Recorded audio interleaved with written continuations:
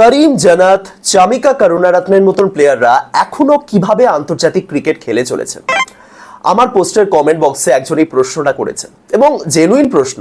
মানে এখনো করিম জানাত, এখনো চামিকা, তা আবার এশিয়া কাপে কোন পারফরমেন্সের ভিত্তিতে?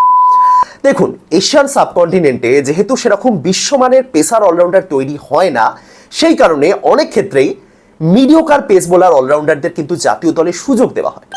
দেখুন, আমরাও বহু কষ্টের পর, বহু সাধনার পর একটা হার্দিক পান্ডিয়াকে পেয়েছি, কিন্তু তার আগে একটা লম্বা সময় ধরে আমাদের হাতেও সেরকম পেসার অলরাউন্ডার ছিলেন না। স্টুয়ার্ট বিনিকে সুযোগ দেওয়া হয়েছিল সেই সময়। স্টুয়ার্ট বিনি 6টা উইকেট তুলেছিলেন বাংলাদেশের বিপক্ষে, কিন্তু সেটাকে কিছু ক্ষেত্রে ফ্লুকি বলা চলে। তিনি এক্সট্রাঅর্ডিনারি কোনো প্লেয়ার ছিলেন এবং তার থেকে বেশি ডিজার্ভিং প্লেয়ার কিন্তু ইন্ডিয়ান টিমের সুযোগ পাননি সেই সময়। আর পরের দিকে যখন শিবম দুবেকে সুযোগ দেওয়া হলো, তখনও কিন্তু তাকে আরসিবি কোটার প্লেয়ার বলা হতো। প্রথম দিকে তার পারফরমেন্সও কিন্তু খুব একটা দুর্দান্ত ছিল না। বর্তমানে তিনি ম্যাচ উইনার। সুতরাং ব্যাপারটা এরকমই। এই যেমন পাকিস্তান এশিয়া কাপে হুসেন তালাতকে সুযোগ দিয়েছে। তিনি কি এক্সট্রাঅর্ডিনারি কিছু না, কিন্তু তিনি পেস বোলিংটা করতে পারে। বাংলাদেশ এমন এখনো টি-20 দলে সাইফুদ্দিনকে ঢোকানোর চেষ্টা করছে, কারণ তিনি পেস বোলিংটা করেন, তার সাথে ব্যাটিংটাও করতে পারেন।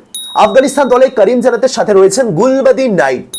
এরা কেউই এক্সট্রাঅর্ডিনারি নন, কিন্তু কম্বিনেশনের কারণে এবং পরিস্থিতি অনুযায়ী তাদেরকে কিন্তু টিমের সুযোগ দিতে। সুতরাং এটাই কারণ চামিকা বা করিম জানাতের মতন প্লেয়াররা এখনো আন্তর্জাতিক ক্রিকেটে সুযোগটা পাচ্ছে।